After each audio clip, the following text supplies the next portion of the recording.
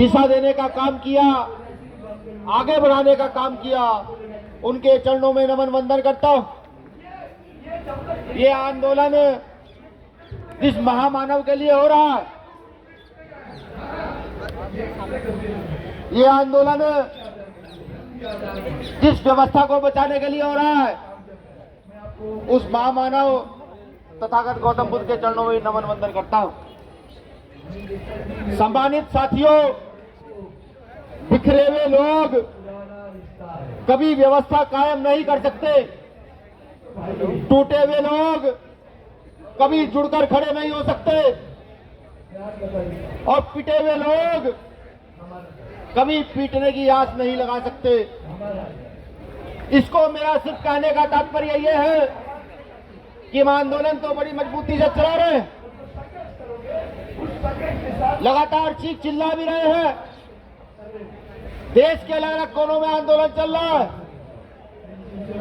मैं बहुत सारे साथियों से बात करता हूं तो कहते हैं कि हमने चाइना भी मैसेज भेजा है, बर्मा भी मैसेज भेजा है, जापान नेपाल भी मैसेज भेजा है।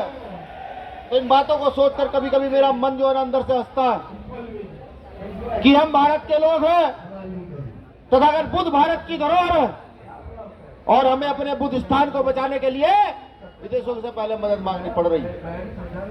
मेरी बातें कड़वी हो सकती है, लेकिन सच है कि जैसे मैं भी देख रहा था, माननीय भंते जी बोल रहे थे, हमारी टीम यहाँ से उठती है वहां चली जाती है। क्या लगता नहीं आपको कि हम बिखरे हुए लोग?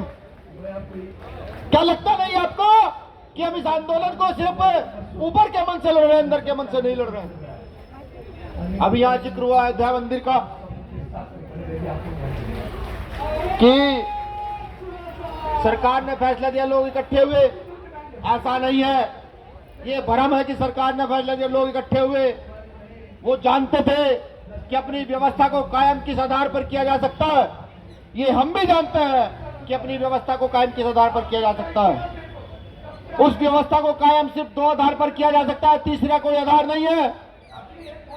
पहला आधार है डॉक्टर बाबा साहब अम्बेडकर द्वारा लिखित संविधान में निर्मित लोकतंत्र की व्यवस्था कायम कर यहाँ बौद्धों का राज स्थापित कर दिया जाए। और बौद्ध सिर्फ बोध गया नहीं, मां बोली विहार मंदिर नहीं, छत्तीसगढ़ का सिरपुर भी मुक्त कराया जाए, जहां आज भी हमारे हजारों बौद्ध दफन है, वो भी मुक्त कराया जाए।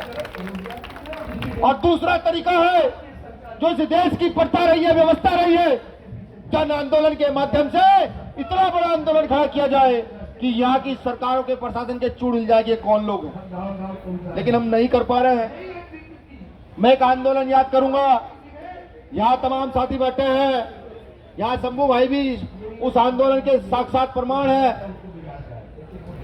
हमारे साथी नागपाल जी प्रमाण है, और तमाम साथी यहाँ खड़े हैं कि जब यहाँ गुरु रविदास आंदोलन हुआ, गुरु घर तोड़ा गया और गूंज उठी इस देश के अंदर, तो यही दिल्ली के अंदर कम से कम 20,000 बौद्ध, 20,000 क्रिश्चियन ईसाई और 20,000 से ज्यादा सिख यहाँ मौजूद थे, जिनका संबंध यहाँ की जाति व्यवस्था से मजबूती से रहा। उनको पता लगा कि हमारी विरासत छिन रही है और इस विरासत को बचाने के लिए यहाँ आए, और एक दिन में विरासत को बचाया गया। वो तो बोध गया है, हमारे पुरखों की विरासत है, उस विरासत को बचाने के लिए क्या क्या करना होगा। अगर आप ये सोच चले हैं कि नहीं सिर्फ दिल्ली में धरना देकर उस विरासत को बचाया जाएगा, अगर आप ये सोच चले हैं कि नहीं सिर्फ बौद्ध समाज के लोग जिन्होंने धर्म ग्रहण किया है वो विरासत बचाएंगे, तो ये भ्रम है। पिछले 4 महीने 3 महीने से मैं लगातार गया के कलेक्टर को बात करके ये मेरी टीम कह रही है कि भीम आर्मी के लोगों को गया में धरना करने की इजाजत दी जाए, 3 महीने से लगातार। लेकिन जब भी मेरे अध्यक्ष वहां जाते हैं, लगातार डीएम साहब उनको कहते हैं कि तुम बौद्ध समाज के लोग हो ही नहीं। मैं बताऊं कलेक्टर महोदय को कि हमें धर्म ग्रहण किए हो ना किए, हमारे पुरखों ने धर्म ग्रहण किया हुआ है, हमें बुद्ध धर्म की औलादे हैं, और तुम चाहे इजाजत दो ना दो लेकिन धरना तो होगा। अगर काश डीएम साहब धरना दे दिए होते, परमिशन दे दिए होते, तो मुझे लगता नहीं कि आपको यहाँ दिल्ली में आने की जरूरत पड़ती। बिहार के गया में इतना बड़ा तांडव किया जाता कि बिहार सरकार के साथ साथ प्रदेश राज्य की देश की सरकार भी याद रखती कि इतने सारे लोग लाखों लाख का निकल कर आए हैं। अभी भीम आर्मी का सेमिनार था, मेरा पूरा मन था कि सेमिनार बोध गया में कराया जाए, बोध गया का जो वो है ऑडिटोरियम, उसमें सिर्फ इलेक्ट्रीशियन का काम बाकी था। जब ये आवाज उड़ी 2 महीने पहले, जब ये शुरू हो गया कि नहीं भीम आर्मी का सेमिनार, राष्ट्रीय सेमिनार यहाँ होगा, तो उस ऑडिटोरियम में काम कराना बंद कर दिया सरकार ने कि इस पर काम नहीं कराया जाएगा अभी।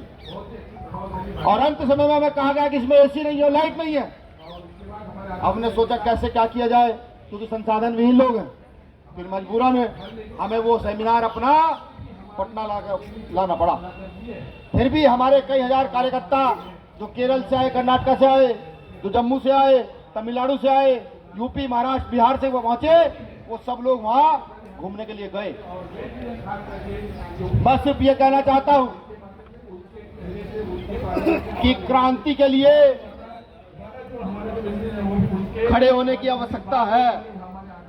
और ये भी समझ लीजिए कि अगर जीतना है तो अपना खून तो आपको देना होगा। वो खून चाहे आपको आपके बेटे के रूप में देना पड़े, चाहे आपको अपने भाई के रूप में देना पड़े, वो देना होगा। मेरे आज भी राजा वैद्यनाथ याद है कि जिसकी हत्या कर यहां से इस देश से बौद्धों का राज समाप्त किया गया, वो मेरे आज भी याद है। जब जब रात को कभी याद करता हूं, वो याद आता है मंजर, तो मुझे ऐसा लगता है कि जैसे मेरे दादा परदादा के सीने में खंजर गाड़ा गया, वो याद आता है। और क्योंकि भीम आर्मी के लोग हैं, पूरा देश ये कहता है कि अग्रेसिव है। साहब अग्रेसिव से पहले पढ़े लिखे लोग हैं, सिस्टम समझते हैं, जानते हैं, फिर जाकर किसी लड़ाई में अपनी टांग को डालते हैं। जब यह आंदोलन शुरू हुआ तो चंद्रशेखर आजाद जी ने सबसे पहले जाकर के पार्लियामेंट में इस आवाज को बुलंद करने का काम किया कि वहां पर ऐसा अत्याचार हमारे लोगों के साथ हो रहा। मैं जब वहां गया, बोध गया मैं, तो एक मेरी बहन ने मुझे कहा, बहन ही मैं कहूंगा, हालांकि वो चीवर धारण किए हुए थी, कि भाई यहाँ बहुत गलत गलत काम होते हैं, ऐसे ऐसे काम होते हैं जिनकी हवा भी बाहर नहीं जाती, जिनका जानकारी भी बाहर नहीं जाती है। क्या हम लोगों को इस बात को सुनकर दुख नहीं होना चाहिए? क्या हमारे अंदर तड़प पैदा नहीं होनी चाहिए? क्या हमें अपनी विरासत को छीनने के लिए मजबूती के साथ खड़ा नहीं होना चाहिए? और अगर ऐसा हम नहीं कर सकते तो मुझे लगता है कि हम सिर्फ बुद्ध का नाम लेने से बुद्धवादी हो नहीं जाते। सीधी बात है, जो काम शांति से होगा उसको शांति से निपटाएगी भीम आर्मी, जो काम क्रांति से होगा उसको क्रांति से निपटाएगी भीम आर्मी। किसी हाल को भी पीछे हटने का काम नहीं करेगी। मैं ये जानता हूं मेरे इन शब्दों से बहुत सारे लोगों का आघात पहुंच रहा होगा, बिल्कुल पहुंच रहा होगा, क्योंकि मैं जब जगह जगह जाकर घूमा, मैंने देखा कि जो बातें मैं 5वीं क्लास की किताबों में, 4थी क्लास की किताबों में पढ़ा करता था, वो तो बौद्ध राजाओं ने यहाँ कलाकृतियों के रूप में स्थापित की हुई है। जब मैं सिरपुर गया तो मैंने देखा, जब मैं औरंगाबाद गया तो मैं देखा, जब मैं वैशाली गया तो मैंने देखा कि वो सब अंकित है, लिखा हुआ है। फिर हम अपनी विरासत को लड़ने के लिए पीछे क्यों? मैं साफ कहता हूं, यह आंदोलन एक दिन में नहीं जीता जा सकता, लेकिन हाँ, जिस दिन हमने मन बना लिया कि हम अपने घर का एक कतरा खून का इस आंदोलन को देंगे, अपने घर का एक बेटा या बेटी इस आंदोलन के नाम करेंगे, तो इनकी हैसियत नहीं, जो वहां पंडे पुजारी बैठे हैं, एक दिन में उखाड़ कर फेंकने का दम हम उन लोगों को रखते हैं, बिल्कुल लगता है। इंतजार करना, इंतजार कीजिए, या तो इस देश में बौद्धों की सत्ता स्थापित कीजिए, वही सम्राट अशोक वाली, या फिर इस देश में बौद्धों के नाम से जन आंदोलन खड़ा कर दीजिए, तब जाकर के मां बोधि मां विहार को मुक्त कराया जा सकता है, वरना दूसरा कोई तरीका नहीं है। अभी वहां हमारी महाराष्ट्र की बहनों को पीटा गया, किस लिए? क्या भीम नमो बुद्धाय कहने पे कोई एफआईआर दर्ज नहीं, किसी को कोई फर्क नहीं पड़ा। क्यों? अगर वहां इसको मानने वाले, धर्म को मानने वाले लोग जाएंगे, उनके साथ अभद्रता होगी तो कोई कहने वाला नहीं है।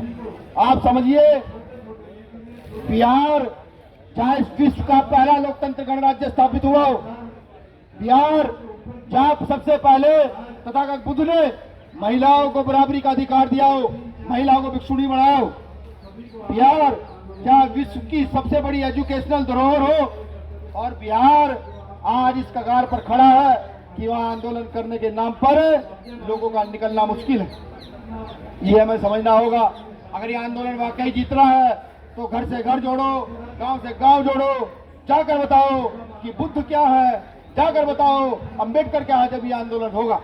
और इसमें मुझे कहने में कोई गुरेज नहीं है, क्योंकि इस देश में बुद्ध को मानने वाले 75 से 80% लोग शेड्यूल कास्ट के हैं, कि शेड्यूल कास्ट के लोगों ने डॉक्टर बाबा साहब अम्बेडकर के कहे अनुसार तो जाकर बुद्ध को अडॉप्ट किया और 10 से 15% लोग यहाँ बैकवर्ड क्लास के हैं। जब हम जाकर बैकवर्ड क्लास के लोगों में जब तक ये नहीं बताएंगे बुद्ध का आंदोलन तुम्हारा आंदोलन है, तब तक बात बनने वाली नहीं है। जैसे मैं याद करूं, यहाँ जब मंडल कमीशन लागू हुआ तो यहाँ पर मनुवादी व्यवस्थित लोगों ने हमारे लोगों पर कमंडल यात्रा निकाली थी। ना पढ़ा तो पढ़िएगा। ये वही दौर है जब आपका युद्ध शुरू हो रहा है, आपकी मांग शुरू हो रही है, तो बिहार में हमारे लोगों को तैयार कर हमारे ऊपर लाठीचार्ज कराने का काम कर रहे हैं। ये काम वो कर रहे हैं। अगर इससे निजात पानी है, इससे निजात पाने का एक ही तरीका है कि घर घर जाकर, झोपड़ी झोपड़ी जाकर, खोपड़ी खोपड़ी जाकर के वो धम का प्रचार किया जाए, बताया जाए कि धम है क्या।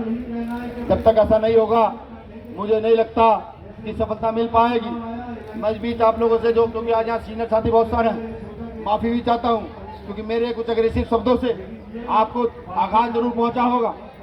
आप सोच रहे होंगे कि भीम आर्मी का राष्ट्रीय अध्यक्ष क्या क्या कह रहा है, लेकिन जो मैं कह रहा हूं, जो मुझे लगता है, जो मैंने महसूस किया, जो मैंने सम्राट अशोक के बाद पढ़ा, जो मैंने सम्राट अशोक के साथ साथ और अपने बौद्ध राजाओं के विषय में पढ़ा, उनके पतन के विषय में पढ़ा, जब मैंने अपने पिछले आंदोलन के विषय में पढ़ा, जब उनके पतन के विषय में पढ़ा, दलित पैंथर DS4 के विषय में पढ़ा और उनके पतन के विषय में पढ़ा, तो मेरी समझ आ गया कि दो ही ताकत है यहाँ लड़ने की, या तो जन आंदोलन में इस आंदोलन को तब्दील कर दो या देश में अपनी शासन सत्ता खड़ी कर दो। तीसरा कोई तरीका नहीं है, बिल्कुल नहीं है। शुक्रिया आप सब लोगों ने मुझे सुना। माननीय भंते जी, एक मैं वादा करूंगा, मैं ये नहीं कहूंगा कि आज ही BT एक्ट को रद्द करा दिया जाएगा, लेकिन हाँ, BT एक्ट रद्द कराने में जितनी क्षमता, जितनी ताकत भीम आर्मी के पास है, उस ताकत का प्रयोग करके एक दिन BT एक्ट को रद्द जरूर कराया जाएगा। एक निवेदन मैं और करूंगा, क्योंकि मैंने पहले कहा हम संसाधनहीन लोग हैं। आप बोध गया के मैदान पर हमें टेंट लगा कर दे दीजिए और 10 दिन का खाने की व्यवस्था कर दीजिए। बस एक टेंट लगा कर दे दीजिए और 10 दिन की खाने की व्यवस्था कर दीजिए। 11वें दिन समाज से कैसे मांगना है वो हम जानते हैं। मैं लिख कर देता हूं, अगर वो आंदोलन वहां से 10 साल रुक ले, जब तक BT एक्ट रद्द नहीं होगा तब तक उस आंदोलन को चला कर रखा जाएगा। शुक्रिया। जय भीम, जय भारत, जय संविधान, नमो बुद्धाय।